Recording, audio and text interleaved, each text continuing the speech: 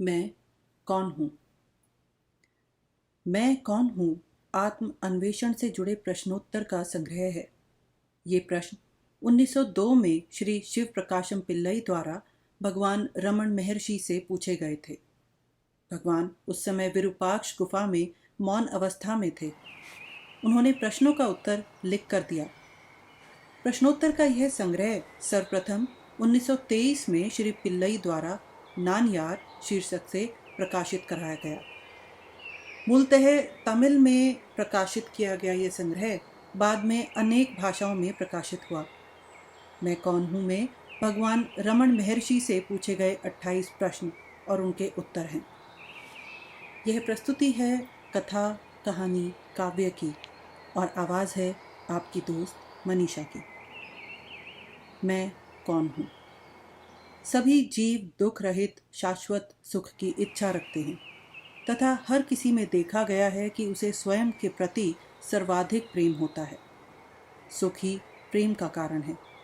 वह सुख जो स्वयं का स्वभाव है और जिसकी अनुभूति मन रहित गहन निद्रा की अवस्था में होती है, की प्राप्ति के लिए व्यक्ति को अपने स्वयं को जानना चाहिए। उसके लिए मैं कौन हूँ का ज्ञान विचार ही प्रमुख साधन है। मैं कौन हूँ? सप्त धातुओं रस, रक्त, मांस, मज्जा, मेद, अस्थि और शुक्र से बना स्थूल शरीर मैं नहीं हूँ। शब्द, स्पर्श, रूप, रस, गंध इन पांचों विषयों को पृथक ग्रहण करने वाले क्रमशः कर्ण, त्वचा, नेत्र, जिह्वा और नासिका ये पांचों ज्ञानेंद्रियां भी मैं नहीं हूँ।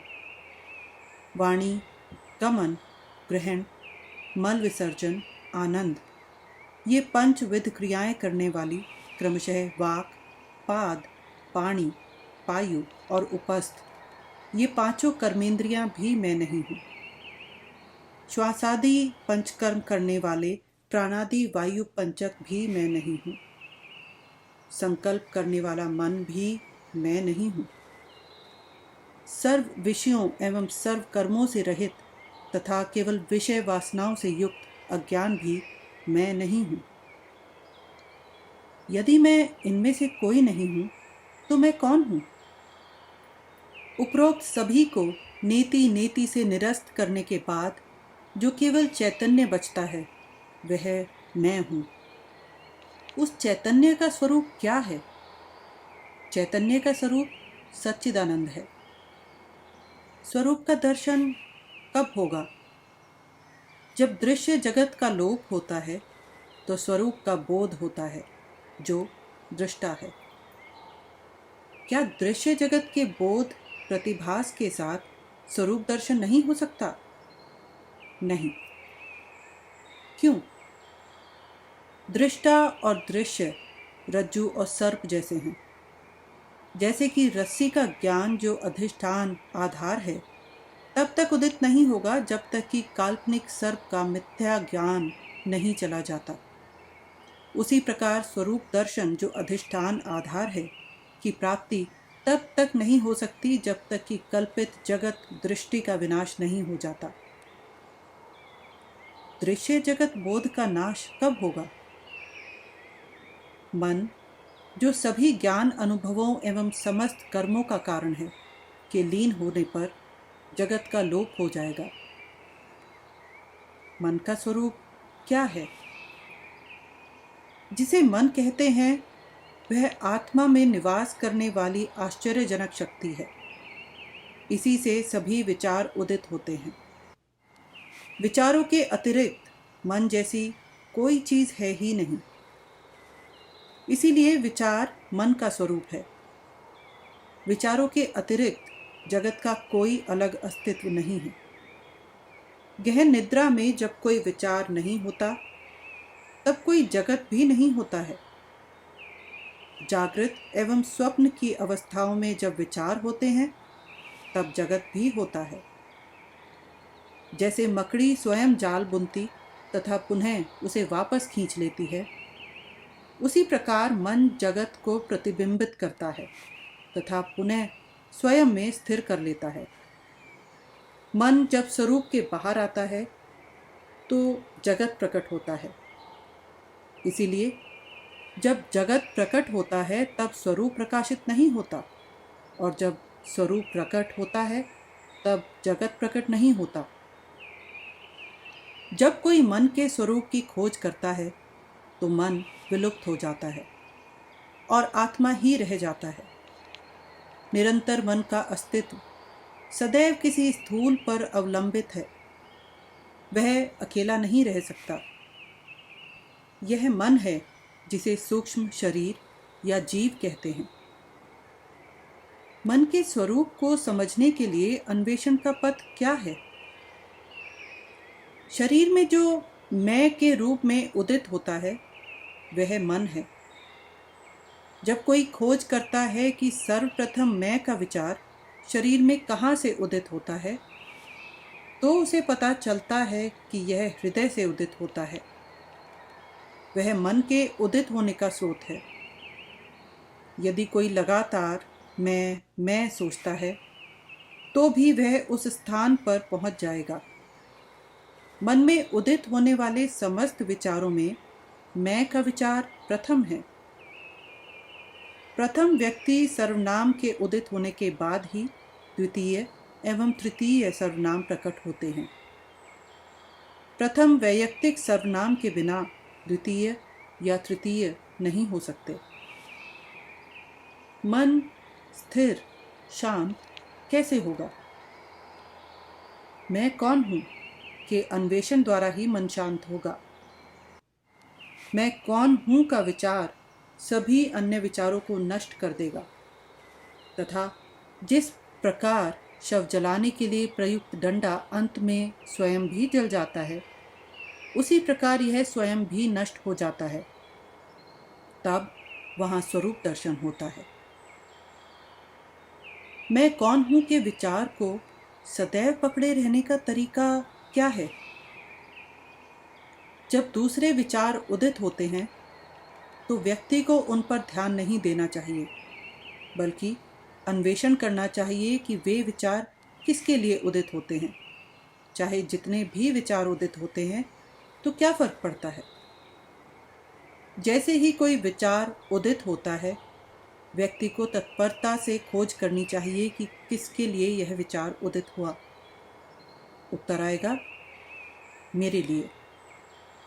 इस पर जब व्यक्ति खोज करता है कि मैं कौन हूँ, तो मन अपने स्रोत में वापस चला जाता है और उदित हुआ विचार शांत हो जाता है। इसके बारंबार अभ्यास से मन अपने स्रोत में रहने की दक्षता विकसित कर लेता है। मन जो सूक्ष्म है, जब बुद्धि एवं ज्ञानेंद्रियों के द्वारा बाहर जाता है तो स्थूल नाम रूप प्रकट होते हैं, और जब यह हृदय में निवास करता है तो नाम रूप विलुप्त हो जाते हैं। मन को बाहर जाने से रोककर उसे हृदय में स्थिर करने को अहम मुख या अंतर्मुखी होना कहते हैं।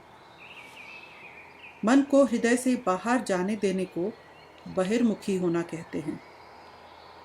इस प्रकार जब मन हृदय में निवास करता है तो मैं, जो सभी विचारों का मूल है, लुप्त हो जाता है और सदैव अस्तित्वमान स्वरूप प्रकाशित होता है। व्यक्ति चाहे जो भी करे, उसे बिना मैं के अहंकार के करना चाहिए। जब कोई इस प्रकार से कर्म करता है तो उसके समक्ष सब कुछ शिव स्वरूप के रूप में प्रकट होगा। क्या मनोनिग्रह के दूसरे उपाय नहीं हैं? आत्मविचार के अतिरिक्त कोई उपयुक्त उपाय नहीं है। यदि दूसरे उपायों से मन नियंत्रण का प्रयास किया जाता है तो लगता है कि मन नियंत्रित है, किंतु वह पुनः प्रकट हो जाता है। प्राणायाम के द्वारा भी मन स्थिर हो जाएगा, किंतु वह तभी तक नियंत्रित रहेगा जब तक कि प्राण नियंत्रित है, और जब श्वसन आरंभ होता है तो मन पुनः गतिशील हो जाता है तथा संचित वासनाओं के अनुरूप भटकेगा। मन और प्राण दोनों ही का स्रोत एक ही है। निश्चित ही विचार मन का स्वरूप है। मैं का विचार मन का प्रथम विचार है और यही अहंकार है। जहाँ से अहंकार उत्पन्न होता है वहीं से श्वसन भी आरंभ होता है। इसीलिए जब मन स्थिर होता है तो श्वास नियंत्रित हो जाता है और जब श्वास नियंत्रित होता है तो मन स्थिर हो जाता है। किंतु सुषुप्ति में यद्यपि मन स्थिर रहता है किंतु श्वास नहीं रुकता है।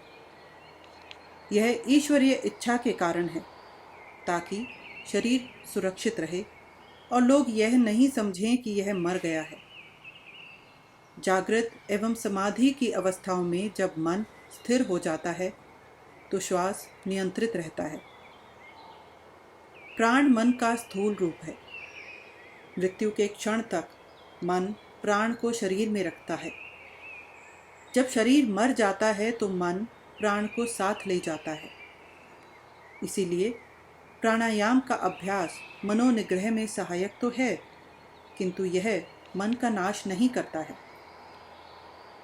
प्राणायाम की तरह मूर्ति ध्यान, मंत्र जप, आहार नियमन आदि मन को स्थिर करने में सहायक हैं। मूर्ति ध्यान एवं मंत्र जप से मन एकाग्र हो जाता है। मन का स्वभाव है सदा चंचल रहना। जैसे सदा हिलते रहने वाले हाथी की सूंड में यदि एक जंजीर दे दी जाए तो वह हाथी जैसे किसी दूसरी चीज़ को पकड़ने का प्रयत्न किए बिना उस जंजीर को ही पकड़े चलता रहता है।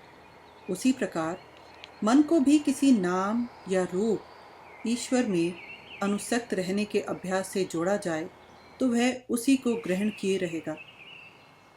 मन जब असंख्य विचारों के रूप में फैलता है तो प्रत्येक विचार अत्यंत बलहीन होता है किंतु विचारों के लीन लुप्त होते होते ही मन एकाग्र एवं बलवान हो जाता है।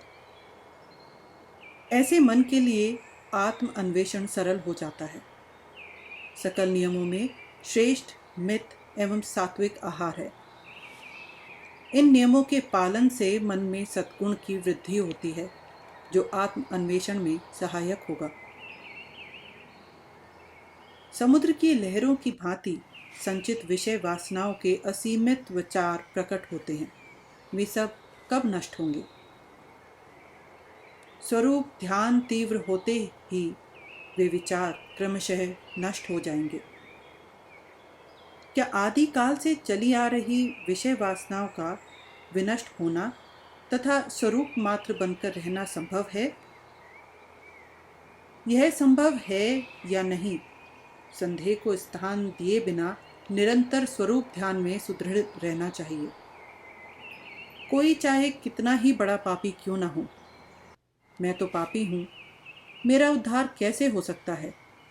यों दीन हो प्रलाप न करते हुए मैं पापी हूँ के विचार को पूरी तरह त्याग कर यदि वह सतत स्वरूप ध्यान में संलग्न रहेगा तो निश्चित ही सफल होगा। शुभ मन और अशुभ मन ऐसे दो मन नहीं हैं। मन एक ही है। वासनाएं ही शुभ एवं अशुभ दो तरह की होती हैं। मन जब शुभ वासनाओं के वशीभूत होता है तब उसे शुभ मन कहते हैं और जब अशुभ वासनाओं के वशीभूत रहता है तब वह अशुभ मन कहलाता है। प्रपंच विषयों में मन नहीं लगाना चाहिए तथा उसे दूसरे के कार्यों में हस्तक्षेप नहीं करना चाहिए।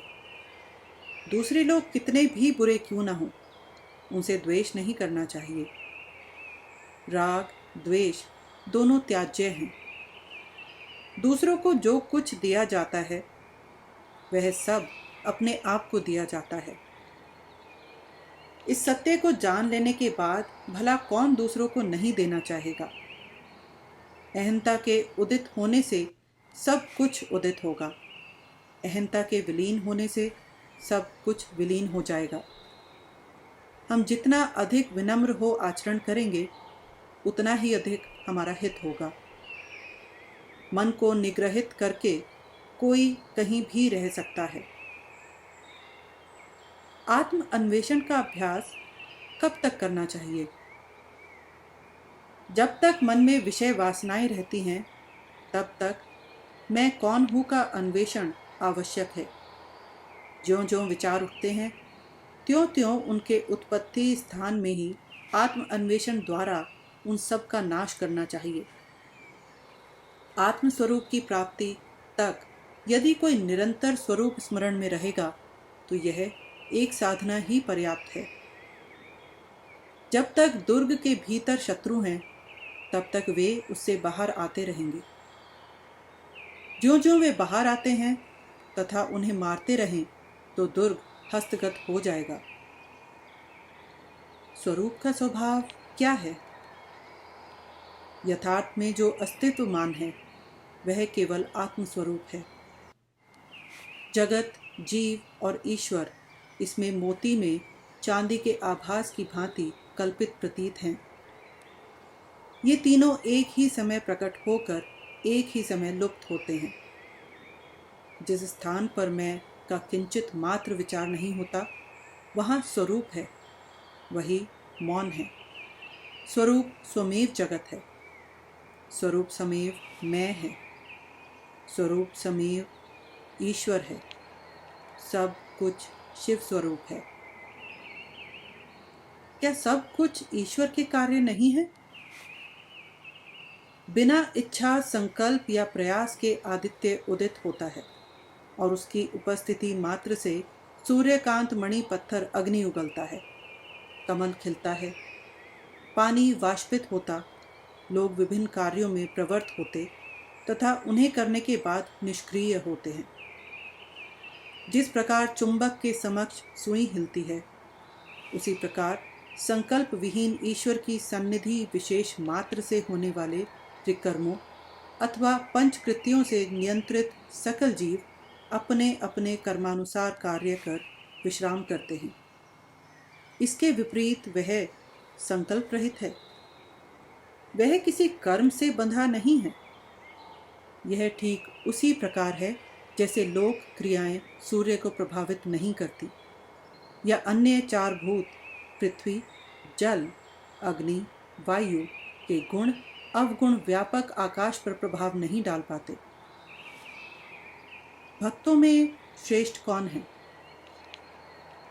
स्वरूप के रूप में उपस्थित ईश्वर को जो स्वयं को समर्पित करता है, वह सबसे उत्तम भक्त है। ईश्वर को समर्पित करने का अर्थ है कि आत्मा के अतिरिक्त विचारों को उदित होने के लिए बिना स्थान दिए जो निरंतर आत्मा में रहता है। ईश्वर के ऊपर जो भी भार फेंके जाते हैं, वह उनको वहन करता है। जब परमेश्वर शक्ति सकल चीज़ों को संचालित करती है, तो अपने आप को उसको बिना समर्पित किए क्यों हम निरंतर विचार द्वारा चिंता करते हैं कि क्या करना और किस प्रकार करना चाहिए। हम जानते हैं कि रेलगाड़ी सभी बोझ ले जाती है, इसीलिए उसके भीतर प्रवेश के उपरांत हमें छोटा भार रेलगाड़ी में रखकर आराम अनुभव करने की जगह तकलीफ सहते हुए अपना सामान सिर पर क्यों लादे रहना चाहिए। वैराग्य क्या है? जैसे ही विचार उदित होते हैं, उन्हें उनके जन्म स्थान पर उनका बिना कोई चिन्ह छोड़े तुरंत नष्ट कर देना वैराग्य है। जैसे एक गोताखोर अपने कटी पर एक पत्थर बांधे समुद्र के तल पर तैरता है तथा वहां से मोती प्राप्त करता है, उसी प्रकार हम में से प्रत्येक को वैराग्य द्वारा अपने स्वयं के भीतर गोता लगाना चाहिए तथा आत्मा रूपी मोती प्राप्त करना चाहिए। क्या ईश्वर या गुरु किसी जीव को मुक्ति नहीं दे सकते? ईश्वर या गुरु केवल मुक्ति का मार्ग दिखाएंगे, वे स्वयं जीव की मुक्ति की अवस्था में नहीं ले जा सकते। वास्तव में ईश्वर एवं गुरु भिन्न नहीं है। जिस प्रकार चीते के जबड़े में आया शिकार बाहर नहीं निकल पाता, उसी प्रकार जो गुरु की अनुकंपा दृष्टि की परिधि में आ गए हैं, वे नष्ट नहीं होंगे, बल्कि गुरु द्वारा रक्षित होंगे। यद्यपि हर किसी को ईश्वर या गुरु द्वारा दर्शाए गए मार्ग पर स्वयं प्रयत्न करना एवं मुक्ति प्राप्त करनी चाहिए। स्वयं को स्वयं के ज्ञान चक्षु द्वारा जानना है कोई किसी दूसरे के चक्षु द्वारा कैसे जान सकता है? क्या वह जो राम है, उसको यह जानने के लिए कि वह राम है, एक दर्पण की आवश्यकता होती है? मुक्ति की इच्छा रखने वाले को क्या तत्वों का अन्वेषण करना चाहिए? जिस प्रकार कोई कूड़े को फेंकना चाहता है, तो उसे उसका विश्लेषण करने या यह देखने के लिए कि वह क्या है की आवश्यकता नहीं होती है, उसी प्रकार जो अपने स्वयं को जानना चाहता है, तो उसे स्वरूप को ढकने वाले तत्वों को निरस्त करने के स्थान पर उनकी संख्या गिनने या उनकी विशेषताएं जानने की आवश्यकता नहीं है। संसार को स्वप्न जैसा मानना चाहिए। क्या जागृत एवं स्वप्न में कोई भेद नहीं है? जागृत की अवस्था दीर्घ तथा स्वप्न की क्षणिक होती है। इसके अतिरिक्त उनमें कोई भेद नहीं है। जागृत में जागृत की घटनाएं जितनी सच लगती हैं, उसी प्रकार स्वप्न के समय स्वप्न की घटनाएं उतनी ही वास्तविक लगती हैं। स्वप्न में मन एक दूसरा शरीर धारण करता है। जागृत एवं स्वप्न दोनों ही अवस्थाओं में नाम रूप के विचार क्रमशः आते रहते हैं। क्या मुमुक्षु के लिए पुस्तकें शास्त्र पढ़ना उपयोगी है? सभी शास्त्र कहते हैं कि मुक्ति पाने के लिए मन को निग्रहित करना चाहिए। उनके उपदेशों का सार है कि मन को शांत करना चाहिए। एक बार इसे समझ लेने पर पुस्तकों के अत्यधिक अध्ययन की कोई आवश्यकता नहीं है। मन को स्थिर करने के लिए अपने स्वयं के भीतर केवल अन्वेषण करना चाहिए कि वह स्वयं क्या है। यह अन्वेषण पुस्तकों में कैसे किया जा सकता है? अपने स्वयं की ज्ञान दृष्टि से अपनी आत्मा को जानना चाहिए। स्वरूप पंचकोशों के भीतर है, किंतु पुस्तकें उनके बाहर हैं। जब अपने स्वयं का अन्वेषण पंचकोशों के निरस्तीकरण से करना है, तो क्या इसको पुस्तकों में करना व्यर्थ नहीं है? एक समय आएगा जब उसे समस्त सीखी हुई चीजों को भूलना होगा। सुख क्या है? सुख आत्मा का सहज स्वभाव है। सुख एवं स्वरूप अलग नहीं है। संसार की किसी वस्तु में कोई सुख नहीं है। हम अपने अविवेक के कारण कल्पना करते हैं कि प्रपंच वस्तुओं से सुख प्राप्त करते हैं। मन जब बहुर्मुखी होता है तो दुख अनुभव करता है। वास्तव में जब इसकी इच्छाएं पूर्ण होती हैं, तो यह अपने स्रोत स्थान पर वापस लौटता है तथा केवल आत्म सुख अनुभव करता है, जो कि आत्मा है।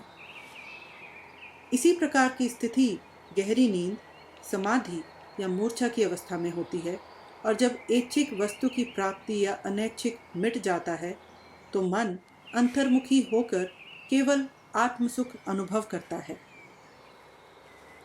किंतु इस प्रकार मन बिना आराम के निरंतर विचलित रहता क्रमशः आत्मा के बाहर जाता, पुनः इसमें वापस लौटता है। पेड़ के नीचे छाया सूख कर लगती है, जबकि खुले स्थान की गर्मी सहन नहीं होती। एक जो सूर्य की तपिश में छाया छोड़कर भटकता है तथा वापस छाया में लौटता है, अविवेकी है। एक विवेकी व्यक्ति स्थायी रूप से छाया में रहता है। उसी प्रकार ज्ञानी का मन ब्रह्मा को नहीं छोड़ता है, जबकि इसके उल्टा एक अज्ञानी का मन संसार में घूमता रहता तथा दुख की अनुभूति करता है और अल्प समय के लिए आनंद की अनुभूति के लिए ब्रह्म में वापस लौटता है। वास्तव में जिसे जगत कहा गया है, वह केवल विचार है। जब जगत विलुप्त होता तब कोई विचार नहीं रहता, तो मन आनंद की अनुभूति करता है, और जब जगत प्रकट होता है तो उसे दुखों की अनुभूति होती है। ज्ञान दृष्टि क्या है? मौन रहना ज्ञान दृष्टि है। मौन रहने का अर्थ मन को आत्मस्वरूप में लीन करना है। यह अवस्था ही ज्ञान दृष्टि कहलाती है। दूसरों के विचार पढ़ना या जानना, भूत, भविष्य एवं वर्तमान का त्रिकाल ज्ञान, दूर देशों के पदार्थों को जानना या ग्रहण करना, इन सब को कभी ज्ञान दृष्टि नहीं कहा जा सकता। वैराग्य तथा ज्ञान के बीच क्या संबंध है? वैराग्य स्वयं ज्ञान है। वैराग्य एवं ज्ञान अलग नहीं है, वस्तुतः दोनों एक हैं। वैराग्य आत्मा से मन को किसी वस्तु की ओर जाने से रोकता है। ज्ञान का अर्थ आत्मा के अतिरिक्त किसी वस्तु का प्रकट न होना है। दूसरे शब्दों में, किसी अन्य चीज में प्रवृत्त न होना वैराग्य है। स्वरूप का कभी परित्याग न करना ज्ञान है। अन्वेषण एवं ध्यान में क्या भेद है? स्वयं की आत्मा में मन को स्थित करना अन्वेषण है। हम स्वयं ब्रह्म हैं, सच्चिदानंद हैं का निरंतर भाव ध्यान है। मुक्ति क्या है? बंधन में पड़े अहम का अन्वेषण करना तथा बंधन से मुक्त अपने स्वयं के यथार्थ स्वरूप को जानना मुक्ति है।